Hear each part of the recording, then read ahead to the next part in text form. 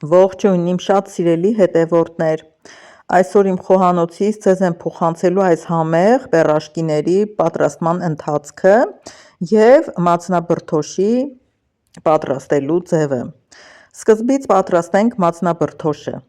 Օգտագործելու եմ համեմ, սամիտ, գլուխսող և վարունգ։ Արդեն շատ երկար տարիներ է, ինչ մածնաբրդոշը պատրաստում եմ մսաղացով աղալով, այս տարբերակը մենք շատ ենք սիրում, քիչ հետո կբացատրեմ, թե ինչպես ստացվեց, որ այդպես սկսեցի պատրաստելը։ Բոլորը միասին աղում եմ, հետո խառնում մածունին։ Եթե աղացած մասսան լինի 600 գրամ, վերցնում եմ 600 գրամ մածուն և 600 մլ ջուր։ Հավասար քանակությամբ եմ լցնում մթերքները։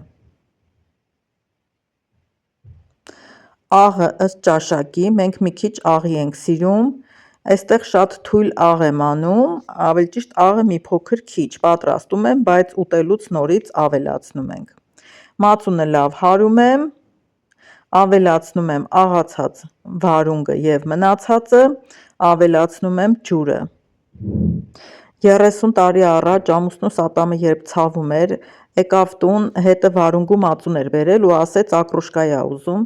դե ասեցի հիմա բերեմ, կտրատեմ ու սարքեմ, ասեց ինչ կլինի, մսաղացով աղա էլի չեմ կարա ծամեմ, ու այդպես պատկերացրեք 30 տարուց ավել ես պատրաստել եմ աղալով ու երեխեքն էլ գիտեն, թե ակրոշկան պատրաստելու տարբերակը հենց աղալով տարբերակն է։ Հիմա անցնենք պեռաշկիին։ Ինչպես տեսնում եք, այս պեռաշկիները սովորական պեռաշկիներ չեն, միջուկը կաղամբով է և ձվով։ 300 մլ ջուրը լցնում ենք ամանի մեջ, ավելացնում ենք, սա միջին գդալ է, ճաշի գդալ չէ, այդ միջին գդալով խմորիչ ենք ավելացնում, լուծում ենք ջրի մեջ, ջուրը պետք է լինի գոլից մի փոքր տաք, որպեսզի խմորիչը արագ աշխատի, ավելացնում ենք ալյուրը, կես կիլոգրամի չափով կամ 600 գրամ ալյուր, և մեկ թեյի գդալ էլ աղ։ Հունցում ենք խմոր, պինդ խմոր է ստացվում, գնդվող խմոր, վերջում ավելացնում ենք 1 ճաշի գդալ օղի։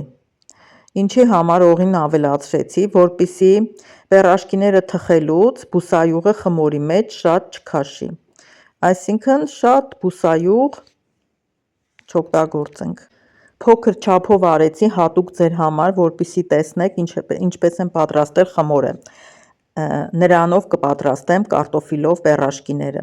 Այստեղ մեծ ամանի մեջ 3 անգամ ավել, այսինքն 3 չափաբաժին խմոր եմ պատրաստել և այս բոլորով պետք է պատրաստեմ հենց կաղամբով պեռաշկիները։ Սիրելիներս, ինչու չեմ շեշտում կարկանդակ, այլ միանգամից պեռաշկի եմ ասում, այնպես չի, որ ես չգիտեմ, պարզապես մի անգամ երբ տեղադրել էի, գրել էի կարտոֆիլով կարկանդակներ, մի հետևորդ ներքևում գրել էր, ես այդ կարկանդակներն իսկի չեմ սիրում, սիրում եմ կարտոֆիլով պեռաշկիները։ Հենց դրա համար էլ ուզում եմ շեշտեմ հենց պեռաշկի, որպեսզի բոլորի համար էլ հասկանալի լինի։ Սովորական, համարյա, որ կաղամբը ժարիտ ենք անում, տապակում ենք, հենց այդ տարբերակով պետք է խճողակ պատրաստենք։ Քերում ենք բազուկը, գազարը, գլուխսոխը, մանր կտրատում ենք կաղամբը, ավելացնում կանաչի և բուսայուղի մեջ տապակում ենք։ Կանաչին օգտագործում եմ մաղադանոսը, կարող եք գլուխսոխի փոխարեն կտրատել միայն կանաչ սոխ։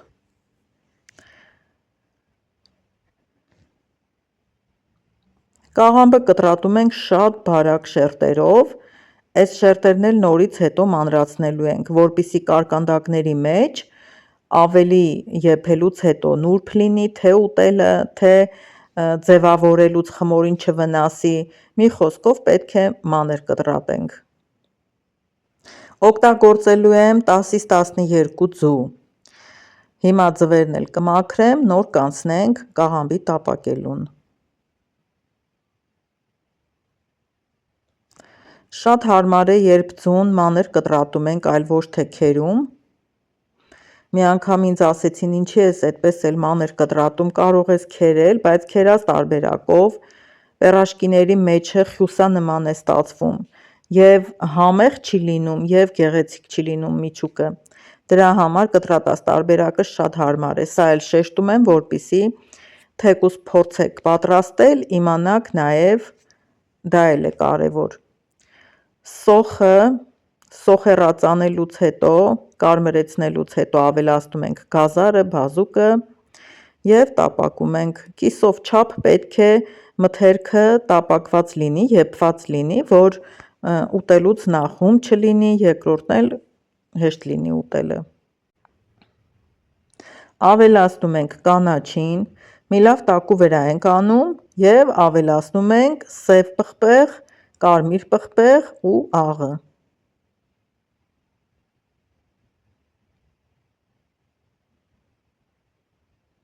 Մի լավ տակու վրա ենք անում նորից և կափարիչը փակում ենք, թողնում ենք տապակվի։ Տապակվելուց հետո, երբ արդեն գազօջախն անջատում ենք, ավելացնում ենք կտրատած ձուն։ Մինչև խմորը կպատրաստենք, գնդերը կպատրաստենք, խճողակը մի քիչ կհովանա։ Այդ ընթացքում գազին դնում ենք խորը աման, որի մեջ պետք է տապակենք պերաշկիները, ավելացնում ենք բուսայուղը, թողնում ենք դաղվի։ Խմորից գնդեր ենք պատրաստում և թողնում ենք հասունանա։ Հասունանալուց հետո ձեռքով տպտպացնում ենք, մի քիչ բացում ենք խմորը, դնում ենք խճողակը, եզրերը միացնում ենք և սեղանի վրա գլորում ենք, որպեսզի կարի մասը հարթանա և թեքում ենք հենց կարի մասով, թողնում ենք սեղանի վրա, որպեսզի տապակելուց, քանի որ կաղամբով է պերաշկին, հիմնականում բացվում է այդ կարի մասից, թողնում ենք հենց կարի մասով սեղանի վրա, որպեսզի այդ մասը ամրանա ու չքանդվի, տապակելուց չբացվի։ Թմբլիկ, գեղեցիկ, փամփլիկ պերաշկիներ են ստացվում։ Լավ դաղվել է բուսայուղը, հիմա տեսեք։ Անմիջապես պղպջակներ է հելնում, որովհետև բավականին լավ տաքացած է, դաղված է բուսայուղը։ 4 հատ երևի կտեղավորի, 4 կկարմրացնեմ ու կհանեմ։ Շատ համեղ է ստացվում, եթե չեք փորձել, մի անգամ գոնե մի փոքր քիչ քանակով փորձեք, տեսեք ինչքան լավ է ստացվում։ Հիմնականում այս կարկանդակները ես պատրաստում եմ Սուրբ Զատկի տոնից հետո, երբ շատ խաշած ձու եմ ունենում տանը, օգտագործում եմ հենց այս պերաշկիների մեջ, շատ համեղ տարբերակ է, պարզապես տեսանյութը ուշ եմ տեղադրել։ Այսքանը սիրելիներս, շնորհակալ եմ, որ դիտեցիք, կհանդիպենք հաջորդ նոր տեսանյութում։ Դուք էլ փորձեք, համոզված եմ, որ ձեզ էլ դուր կգա։